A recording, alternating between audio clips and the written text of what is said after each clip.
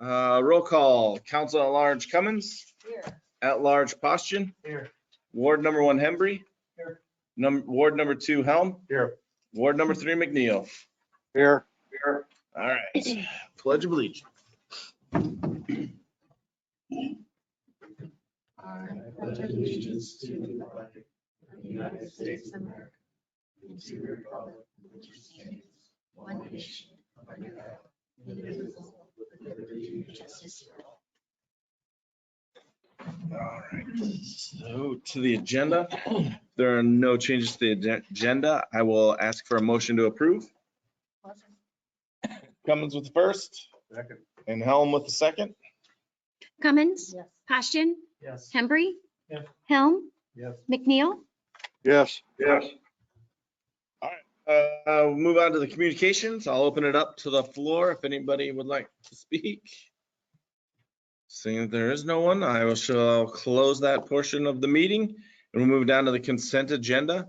These can be enacted with one motion, and it's the approval of the council meeting minutes, approval of the director's report from March and April of 22, approval of the investment and treasurer's report from March of 22, approval of the Spear financial engagement letter for a GO bond, approval of the Clifton Larson Allen engagement letter for the audit, approval of change number 1 for the North Avenue water main improvements in Triple B construction at a negative $385.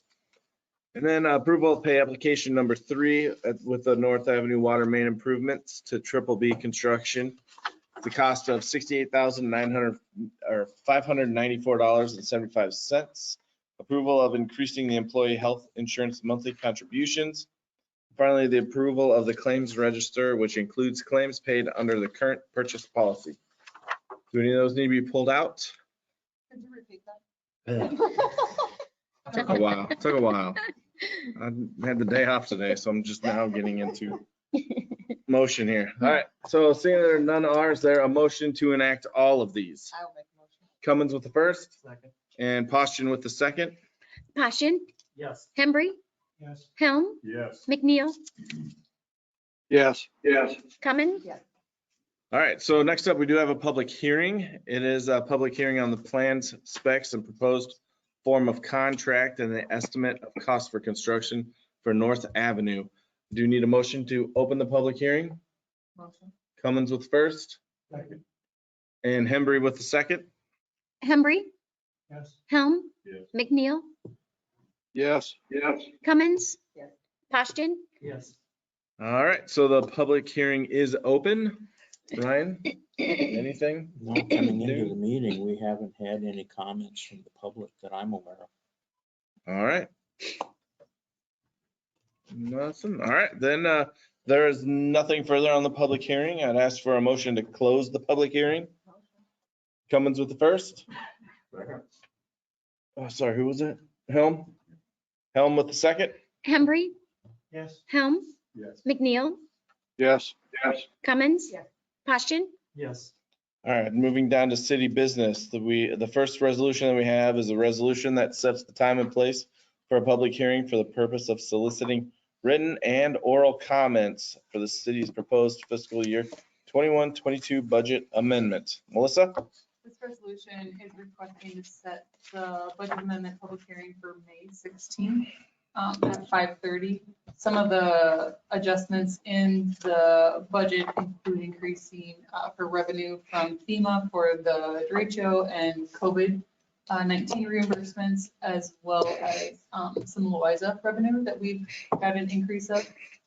Expenses include derecho repairs, aquatic center repairs, electric fuel purchases. Bless you. Those are some of the major ones.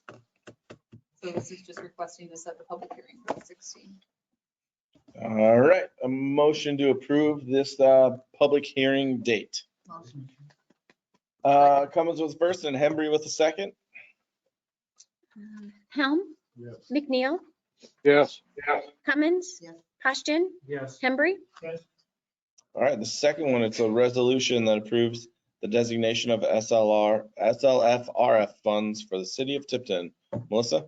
This is part of a reporting requirement for SLFRF FR, it's state and local fiscal recovery funds, also American Rescue Plan Act funding that we received, that we had talked about using for the Highway 38 project, the water and wastewater expenses. So part of the reporting requirement is to have council indicate what they intend on using that revenue for.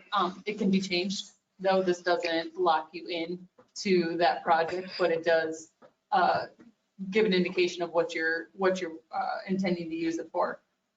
We have until December 31st of 2024 to obligate the funds, meaning to sign a contract with someone for a project, and then until 2026 to actually spend them. So we have time, but this is just part of a reporting requirement that needs to be done by April 31st. All right, any questions for Melissa? Seeing there are none, is there a motion to pass this designation? Motion. Hembry with the first and Cummins with the second. McNeil, Yes. Cummins, Yes. Poshton, Yes. Hembry, Yes. Helm, Yes. All right, moving on to the third item tonight. It's a resolution that approves the plan specs, form of contract, and engineer's cost estimate for the North Avenue reconstruction project. Mr. Wagner? Well, this goes with the public hearing you just held. It's approving all of those things. The two significant dates coming up are the bid opening is on April 28th, and the possible award of bid would come to your May 2nd council meeting. Just to make sure, this is the bid that we're putting out as either a fall or a next summer. Yes.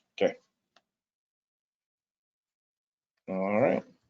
If there are no questions or comments on this, is there a motion to approve this resolution? Cummins with the first Second. and Helm with the second. Cummins, Yes. Poshton, Yes. Hembry, Yes. Helm, Yes. McNeil. Yes. Yes. You got through, right? All right. The next one, number 4, I was just making sure you got through the roll Oh, call. I think I did. Number 4, it's a resolution that would formalize the approval and authorization to purchase a replacement dehumidifier unit for the aquatic center and to proceed with purchasing as emergency work authorized and permitted under Chapter 26 of the Iowa Code. Brian? This goes back to when you had your last meeting with the vendor for the new rooftop unit at the aquatic center and the approval of that. The question was, could it be approved that night? Would it be something that's subject to engineering, design, and bidding? And in this case, our attorney felt that we, or the council, was justified in approving the purchase as an emergency situation. He provided us with a letter stating that that was his legal opinion. And this then is a resolution where the council confirms that you two believe it was for emergency work and time was of the essence. Any questions or comments? All right, is there a motion to approve this resolution? Motion. Cummins with the first Okay. and Helm with the second. Poshton, Yes. Hembry, Yes. Helm, Yes. McNeil, Yes. Yes. Cummins. All right, number 5, discussion of possible action concerning the indoor pool sand and sand filter, some laterals, and a new diving board and brackets. Adam? Generally, I've talked to Carrico Aquatics, Dave Peters, he's working full tech, he's the main guy that I'm dealing with a lot of this stuff. Sand usually lasts about 15 years in our sand filter and stuff. We degrease it every single year. I know it's more tricky because you have to shut down for a little bit. We've made that work. Our laser and rec pool, we don't need it because we've been degreasing it every summer. But indoor, is starting to see more sand in the bottom of the pool, so that means usually it's a broken lateral. So we would suck everything out, they put everything back in, new laterals, we have the full sand filter, and then we can start back up. So probably, depending on when it comes in, it's probably in 2 days, it will have to be shut down. One day we suck everything out, one day we put it back in, start back up. I want to get it done before the summer because some classes and everything else. So we'll have to coordinate with the public works department and stuff, and figure that out. As far as the diving board, it's, I've resurfaced it twice. So, hang on, sorry, we have soccer games on right now too.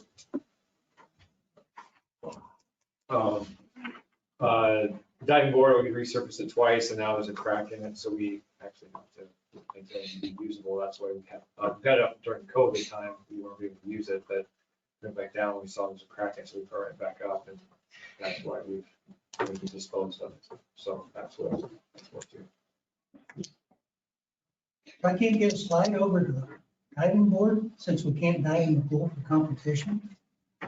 As right now, it's just a recreational diving board, it's not that competition. If it's got a slide and changed up. We could add a slide. The next, how many years, we have to get other stuff fixed first. Got a direct pool heater and the chute too. No, we drained the pools last week and pressure washed them all. We only used that rec pool heater maybe 3 or 4 times the entire summer last year because it stayed warm. My grand was mild and stuff, we used it. But for the most part, we didn't have it on that much at all last summer because of just how hot it was. Granted, some people thought it was a little chilly when we got in, but when they started moving, it was 80 degrees. But then the air temperature and the heat from the sun, it heated up just fine. So that's not my future of proposing to the council, especially when with HVAC system and stuff that's longer probably than right now. So. All right. Any other questions for Adam? Is there a motion to purchase these? Motion. Cummins with the first Second it. and Helm with the second. Hembry, Wished I could split it, but yes. Helm, Yes. McNeil, Yes. Yes. Cummins, Yes. Posturing, Yes. Thank you. All right. Thanks, Adam.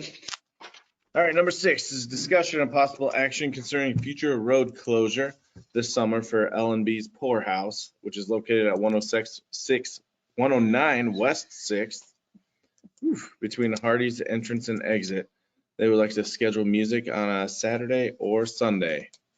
And we do have Boots here. He's in the back.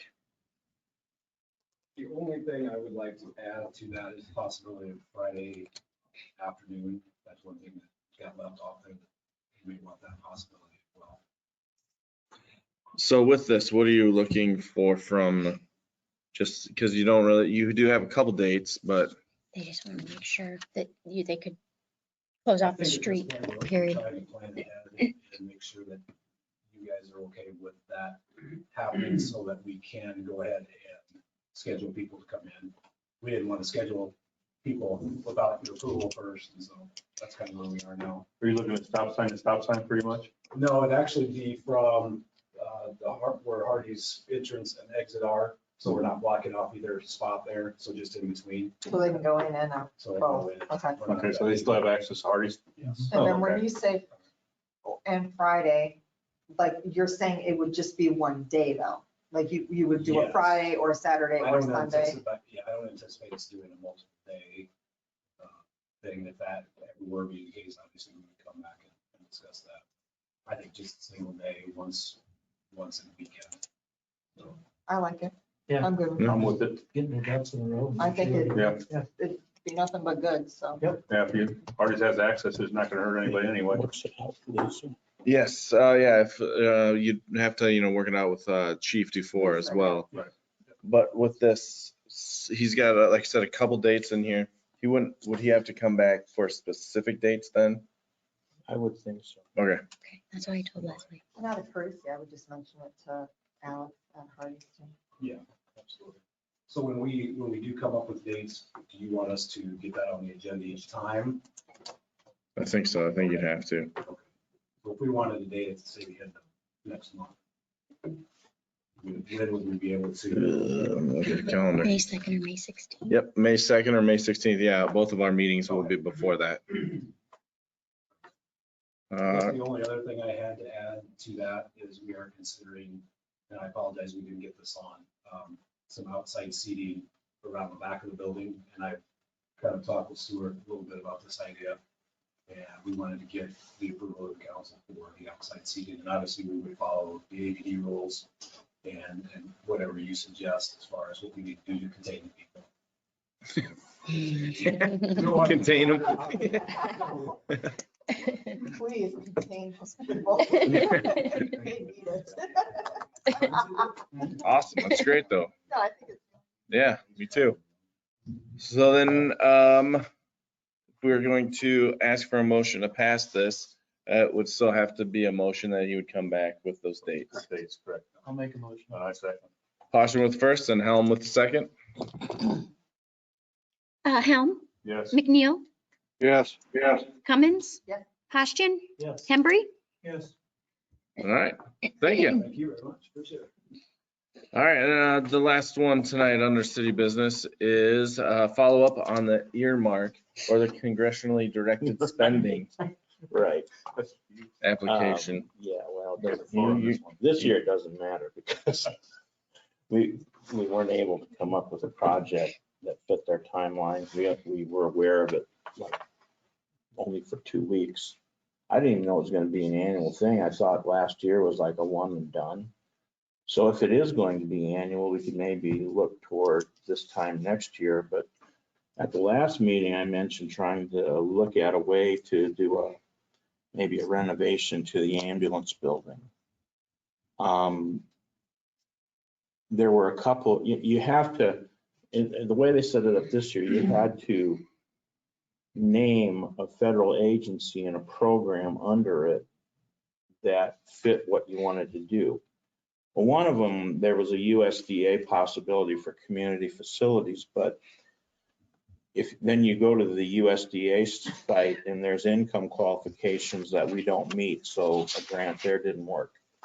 The one that looked possible was under the Department of Health and Human Services, and that allowed grants. It didn't seem to have a match requirement. And it was for different types of health facilities. But it didn't call out exactly an ambulance situation.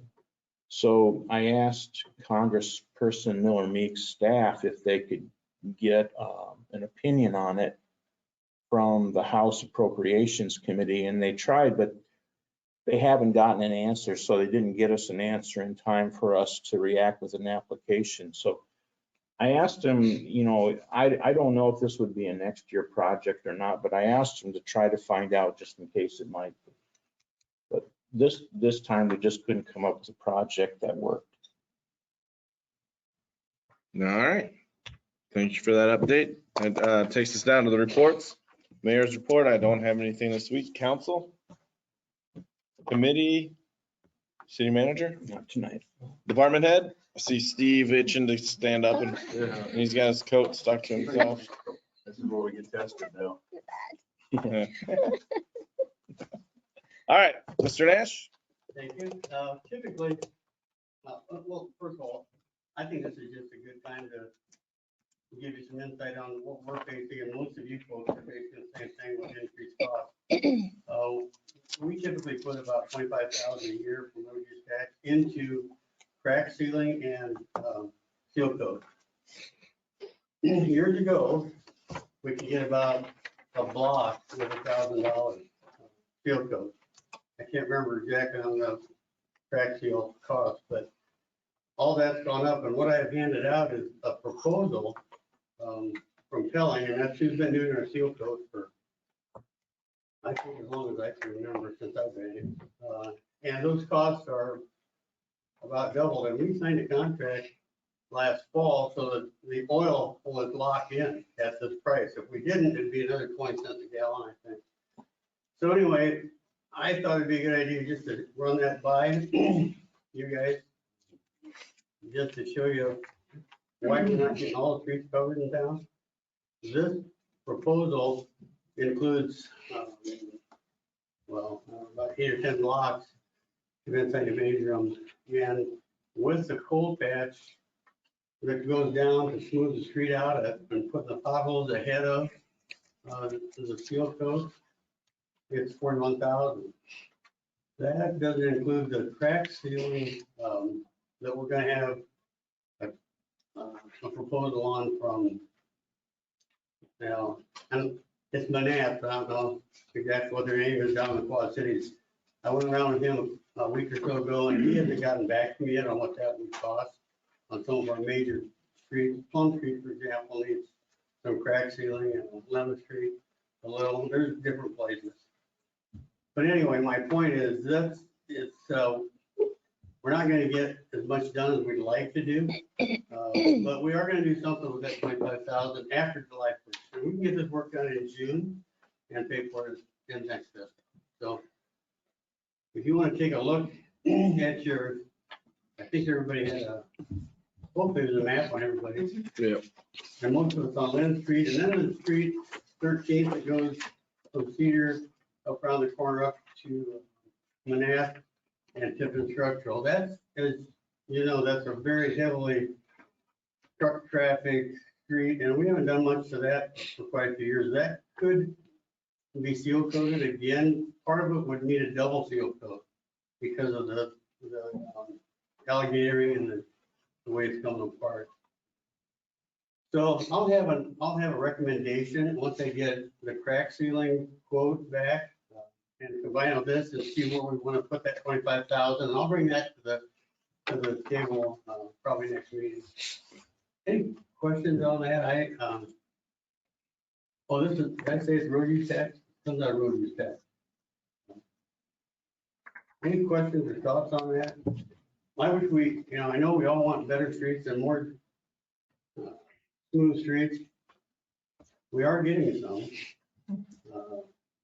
And every year we get some. I know that you guys on the council probably hear about it as much as I do. Maybe more. I don't know. I hear about Sycamore all the time. Sycamore, yeah. It's Sycamore, the worst ones in town for seal coat are typically the north-south streets. Those aren't necessarily the heaviest traveled streets because the cross-town traffic gets a lot of the heavy traffic. These north-south streets get neglected a little bit from a money standpoint because it goes to the other heavy traveled streets a little more. We have a lot of north-south streets that are seal coat streets. We did about, I think, 9 blocks a couple of years ago on the east side, but we've got more to do. I do have a question. Not to do with this, but the other streets where there are like open gravel spots from like sewer work and stuff. Like in my head, since I'm over there by it, and Jason is too, East 13th. So no, that's been graveled for a little bit. They have missed that the last 2 times. It's been on their list and they've missed it the last 2 times. I talked to Brad, the guy from Inclusive Salesman, last week. I said, let's look at that one more time. And so it's on the list again. I know what you're talking about. Okay. There's, of course, asphalt patch thing.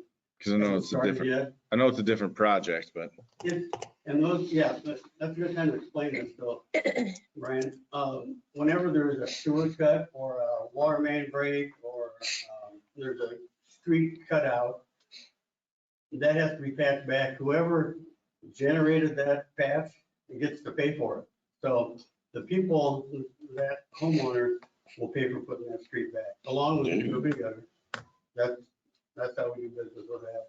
There's a water main break, the water department actually pays for putting that street patch back in. One that we're kind of not sure on, and I don't know what we're gonna do with it, the one across from the Mexican restaurant on Cedar Street, that was a water main break a year ago, and we were gonna just leave it gravel until 38 came through. We didn't want to put a $2,000 patch on it and then tear it out. What do we do with that? That's because now that's another year out. So in fact, take it back, it's 2 years out because it's north of 3rd Street. Yep. So it'll be not next year, but the following year. I had thought maybe we'd go in there with our patch machine and just put a light coat on it, just to keep the dust down and make it a little better. But I really, in fact, I don't have that quote back yet from Brad, but that's somewhere between $2,000 and $3,000, that patch, so. And then this just came up during the school board meeting last Monday. They're actually having Kleesner come in. So I don't know if there could be some coordination there too. We talked about that, and they will, what they're doing with that, that's a parking lot. They Mhm. bring in a machine, a lay down machine for that. That's a different crew than does our patching. The Ah, okay. patching crew is smaller, it's like a 3-person operation. The man and the woman, you want to stay out of that woman's way. She'll get you on the job, she just moves, and she runs the skid steer and does a nice job. Her husband takes directions pretty well. All right, It's, that's a different group though. okay, It's the same company. With 13th Street, that patch, The sewer there's guy. 2 of them. yeah, is that gonna be done at today's price or at the price of when it was supposed to be done? Well, I would guess it's being done at today's price. The only reason I say that is because I don't know how else to do it. I mean, did they quote it at the time that they missed it? You know, they did. I could go back on the records and see what they quoted that. That's a good idea. I'm gonna see what. Very good. I'm sure it could be, it could be $100 difference. I don't know. If they overlooked it, it's not our fault. Yeah, that's right. Twice. And not only once, but twice they overlooked it. In fact, one time they overlooked it and they passed another thing that I didn't even have on the sheet because we were gonna tear that piece out anyway, and so they didn't charge us for that, but they didn't get past that. I could, yeah, I'll bring that to Brad's attention. So that might be a little bit of a bump. Any other questions on the street stuff or anything you folks see out there that No, I just, you're getting? everybody comes walking by me when they walk their dogs. What about Sycamore? Yeah, Well, you know, since you lost your dog in a hole up there, so I mean, yeah. Well, they stopped planting perennials on that street, they just planted annuals. yeah. That's not the only I ever get stopped by. The one that I think that we were looking at different locations, it was that block on Locust. Wasn't it Locust that we were over, we were looking at locations for empty lot sites? I think it was Sycamore. Oh, was it? There's an empty lot on Sycamore right there in the corner. Yeah, this is Sycamore right here. Well, we were on that. No, it was over. Yeah. We were, yeah. Yeah, that'd be Spruce maybe it right was. there. It was past Write that it down. Yeah. open area that meant. Spruce in second. Is that Steve, do you have any, Yeah. This is the lot right. review This of is the Front area Street you right had here. in Locust. school? Locust. as far as whether or not it's tighter in there? I've driven it, I haven't What do you have? looked at it. When you get up and walk on it, it looks like it's trying to open. And Danny talks smack and he says that after a year of use, you're supposed to come back and seal them. Do you seal asphalt normally after a year's use? We've never done that. I Okay. know that it doesn't hurt them. It's a good thing for them, but we've never put that money back into them. Could we? Well, that would keep us from doing other asphalt streets. I don't know how much longevity you get from that. But I do know that there are people that highly recommend that, typically within a year or two, like they. And I asked our engineer about that a few years ago, and he didn't encourage it. He didn't say we couldn't do it, but He's an engineer. It's 15%. he, You know, you hear different opinions. yeah. You know, if it opens up enough, they're afraid that water will get in and then heave it up more with, in my experience, which is a lot less than yours, but more concerned about cracks in asphalt than in concrete. Well, the cracks in the asphalt, what we call, yeah, you get that alligatoring effect, I know you've seen that, where you start getting a lot of cracks and it starts to open up. Water gets in those in the wintertime. Typically, you see the big problem in the spring after the freeze thaw. When the water gets down in there and it freezes, chunks of asphalt come out. And a good asphalt street, if they do a good one, with the right base and the right, yeah, I guess the right asphalt, the good asphalt, should last to 15 years without any additional. 93 around that. But 26 years. I haven't seen anything on Plum that concerns me. All right. But one of the things. Yep. Quick detail. Arbor Day is a week from Friday, the 29th. It's the 50th year anniversary. There's going to be a pretty good sized tree planting at the park, 47 trees. High school kids are going to be involved, probably over 100 people down there. And I need you to make a proclamation. I just forgot about that until a little bit ago, Brian. So we get a All right. proclamation in the paper, that'd be good. There you go. So this will be, we've been designated as a Tree City recipient, I think 10 years now, this being the 10th year. Mhm. According to your sign, Huh? 8 according to the sign for the library. Yeah, I don't believe there's any read on it. Signs out there. I've got a 9 in my office and a 10 on the way, so. You got work to do. Well, but it'll be a good day at the park. And it shouldn't take that long. We'll have at least 10 or 12 teams planting 47 trees, about 4 trees a team. Poles will be drilled like we've done in the past. When are you starting that? 8:30. And everybody's welcome. Registration will be down at the concession stand. We have to register everybody. This is a Rotary event. We're funding this to the tune of $9,000. So they've always helped us with Alliance. Both groups have helped us over the years. But not 9,000 in a crack. So this is a big one. Thank you. Thank you, Mr. Nash. All right. Anyone else? Nope. All right. So that moves us down to adjournment. Is there a motion to adjourn? Cummins with the first and Posture with the second. McNeil, Yes. Cummins. Yes. Postion, Yes. Hembry, Yes. Helm. Yes. Oop, all right. Thank you. We are adjourned.